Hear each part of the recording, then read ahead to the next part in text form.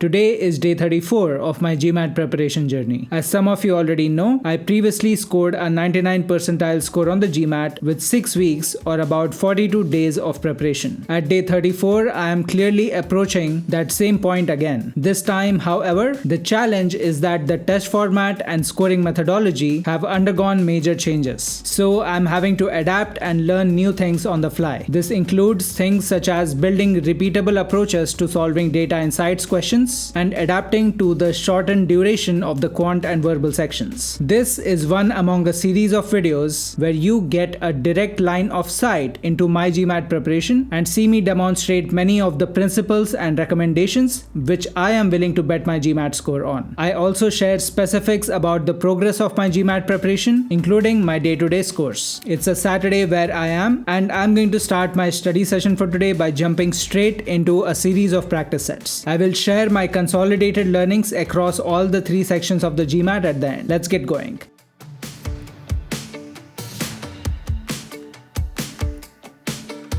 Alright, at this point I have spent about 5 hours across a series of practice sets. That includes time spent checking answers and conducting a thorough performance analysis on each set of practice questions I attempted. Overall, I went through 2 quant practice sets, 2 data sufficiency practice sets, and 1 reading comprehension practice set. I was hoping to get to another reading comprehension practice set, but it is already midnight here and I need to close for the day. So I will debrief on my observations and learnings for today and focus more heavily on the verbal section in tomorrow's study session. Let's start with the quant practice sets. The first quant practice set took me 43 minutes where I answered 21 questions in total. The 21 questions were composed of 5 easy, 7 medium and 9 hard questions. I was able to answer all of them correctly. Just looking at the numbers, I did alright on both velocity and accuracy on this practice set. All I can confirm from this practice set is that the official guide successfully overcomplicates the solutions to some problems. The intentions might be good because they do want to demonstrate the solution to you, but at least from my vantage point, I was able to identify simpler solutions to many of the problems on this set. I did make some important observations on this practice set, but all of those observations are very context and question specific. Because I cannot share the questions with you for copyright reasons on an open forum like YouTube, I will not get into those specifics here. Do note that I can share specific insights like that in my self-study or guided courses. So if you're interested in that, please check them out on my website. If I go down to question-wise metrics on the first practice set, there are a few questions which took me a long amount of time to answer, such as question number 7 here, question 11, and question number 18. However, overall, I did alright on velocity. Moving on to the second quant practice set, it took me 30.5 minutes to answer 10 questions. I answered 9 questions correctly on this set. Let's talk about the question that I answered incorrectly first. Incidentally, the question that I ended up answering wrong on this practice set was the first question. As you can see, it also took me 8 minutes to get to some kind of solution, and it appears I still answered it wrong. But when I compared my solution against the official guide solution, what I realized that the approach I had taken was actually more or less the same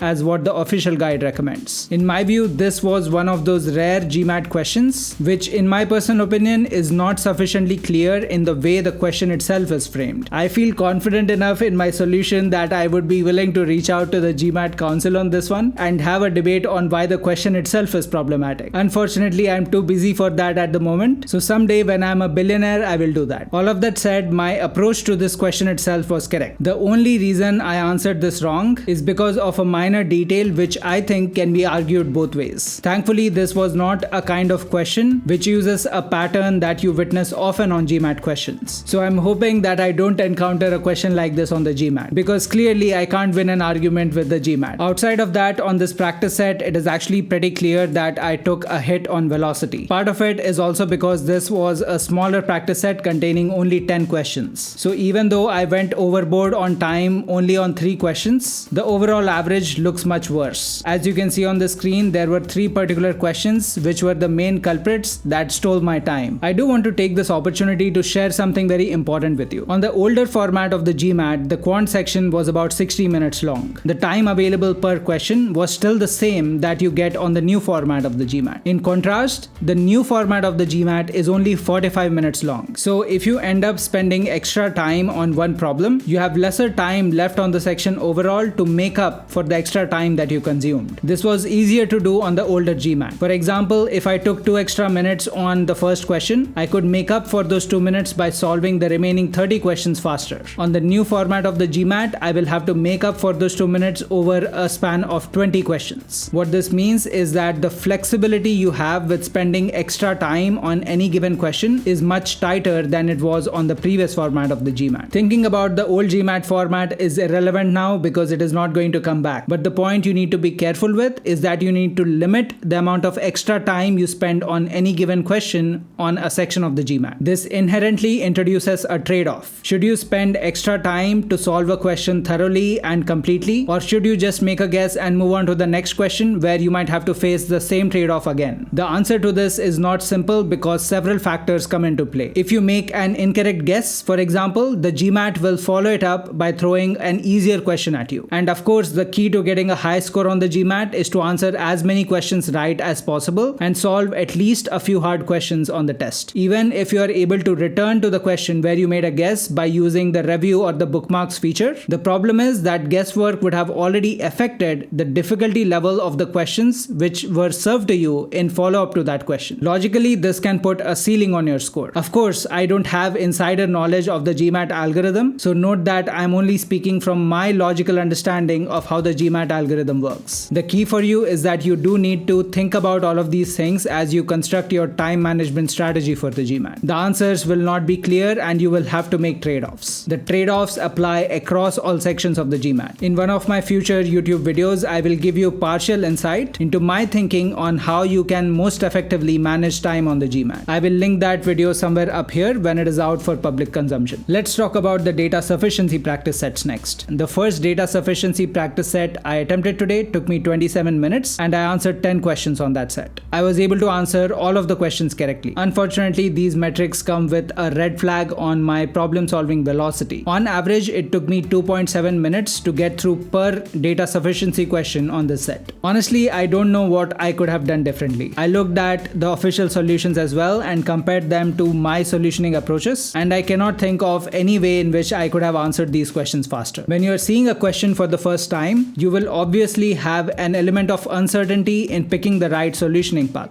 Sometimes you might have to try 2 different solutioning paths to identify one that helps you solve the problem completely. Sometimes that is a reason for slower velocity because you ended up wasting time on pursuing a certain path only to realize that it doesn't work, and as a result you had to change your approach. On all the problems in this practice set, I did not have to do that. The first path I picked got me through to the end of the problem on all the questions on the set, and each of those paths were either consistent or better than the solutions proposed in the official guide. So if that is the case, then the next reason for slower velocity could be that the solutioning path is too involved and requires you to work through a bunch of detail that is time taking. If you end up erratically going into more detail than is needed, you will once again take a velocity hit. A simple example would be turning a fraction into decimals when you don't actually need to do that to answer the question. Once again, I think I was at the right level of detail across all the questions I solved on this set, and despite all of that, it took me 2.7 minutes per question. Overall, I continue to look for ways using which I might be able to address the larger velocity issue that I'm facing on the data insights section. Let's talk about the second data sufficiency practice set now. This one took me 26 minutes and I answered another 10 questions on this practice set. The velocity was roughly the same as the preceding practice set, but on this I also took a hit on accuracy. I was only able to answer 6 questions correctly on this one. Let me talk about the 4 questions which I answered incorrectly. 2 of the questions actually taught me something new about the kind of assumptions you should not be making on data sufficiency questions on the GMAT. My approach on both these questions was correct, and because I was confident in my approaches, I looked at the solution to just grasp a hint. And what I realized was that I had made a couple of assumptions which I should not be making on the GMAT. The 2 questions I'm talking about were question number 1 and question number 6 on this practice set. The third question I'll talk about is question number 8. As you can see, this question was rated as being a hard question. The problem I had on this one was not structuring my my scratch work properly. Part of the reason was because this question used a step function. Usually I follow a specific method to represent step functions on paper, and that's also the method I recommend to my inner circle. The only problem is that you don't encounter step functions very often. So if you're trying to solve a question in a rush, it is easy to forget that detail. It may not be obvious, but you can roughly see that in my scratch work here. As a result, even though I spent 7 minutes to answer this question, I was not able to get it right. However, when I reattempted it, I was able to answer it right in one go. And I think my scratch work the second time around was much cleaner. Now this is rated as an easy question, but funnily enough, I just cannot think of a way to answer it. I reattempted this question and I still answered it wrong. I'd like to think that this has something to do with my current psychological state, and when I reattempt this problem at a future date, I'll be able to answer it right. So I have made a note of it for now, and I will return to it at a later point of time. Finally, let's talk about my reading comprehension practice set. Jumping straight to my performance metrics first. This problem set took me 37 minutes to get through, and I answered 22 reading comprehension questions in total. Those 22 questions consisted of 14 easy, 8 hard, and 0 medium questions. With verbal practice sets in general, I always recommend that you not only track your answers, but also track your degree of certainty against each question. If you are not certain of an answer on the practice set, you will benefit from conducting a deeper analysis of what is it that you are missing while solving the problem. This will help you actually learn something from the hours of practice that you are putting in. Thankfully, I had a good degree of certainty on almost all my answers today. First, I made use of several of the principles which I have described briefly in my past 2 or 3 videos. Without those principles, I would not even have been able to answer some of the questions that I encountered on the practice set today. That said, I will not revisit those principles in this video in the interest of time. Second, I quickly want to show you what question number 17 on my practice set looked like. Once again, because this video is for YouTube, I will have to blur out the content of the question as well as the answer options for copyright reasons. Thankfully, the content itself has no relevance to the point I'm trying to make, so stay with me for a second. What I want you to notice is that this question came with an accompanying passage which was only 1 paragraph and a total of maybe 15 sentences in length. However, the content was super complex, hard to synthesize, and very difficult to retain. If you look at the question and the answer options next, you can see that the total length of the answer options put together